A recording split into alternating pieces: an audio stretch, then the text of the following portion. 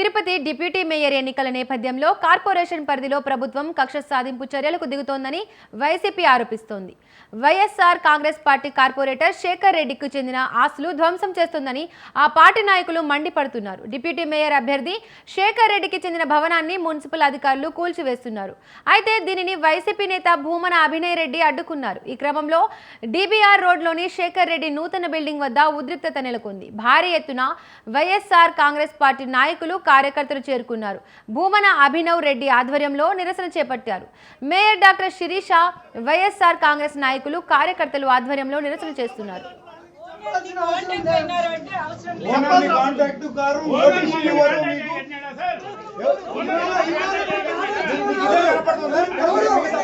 Master plan రోడ్లలో ఎన్ని encroachment ఉన్నాయి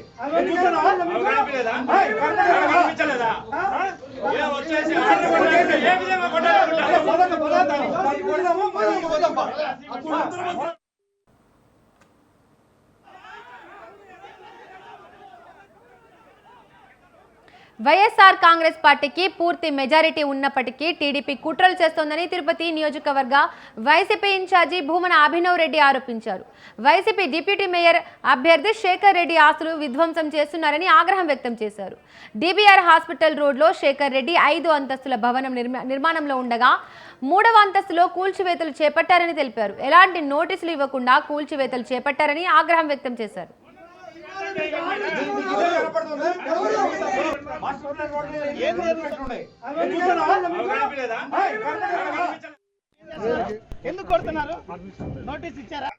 YSR Congress party deputy mayor అభ్యర్థి అయినటువంటి శేఖర్ రెడ్డి గారి ఆస్తులకు సంబంధించినటువంటి విషయాల్లో లేనిపోని కల్పించి వాటిని ధ్వంసం చేయాలన్నటువంటి ఉద్దేశంతో నోటీసులు ఏవి ఇవ్వకుండా మున్సిపల్ యంత్రాంగం డిపిఆర్ హాస్పిటల్ రోడ్ లో ఉన్నటువంటి ఆయన ప్రాపర్టీని డెమాలిష్ చేయడానికి టౌన్ ప్లానింగ్ సిబ్బంది అలానే పోలీసు వారి సహకారంతో ఇక్కడికి వచ్చారు.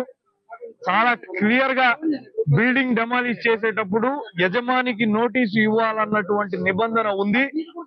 ఆ నిబంధన ప్రకారం ఆయన చేతికి అందుకున్న తర్వాత రెస్పాన్స్ ఇవ్వాలా. అలానే 15 రోజుల పాటు కోర్టుకు వెళ్ళేటటువంటి అవకాశం కూడా ఆయనకు ఉంది.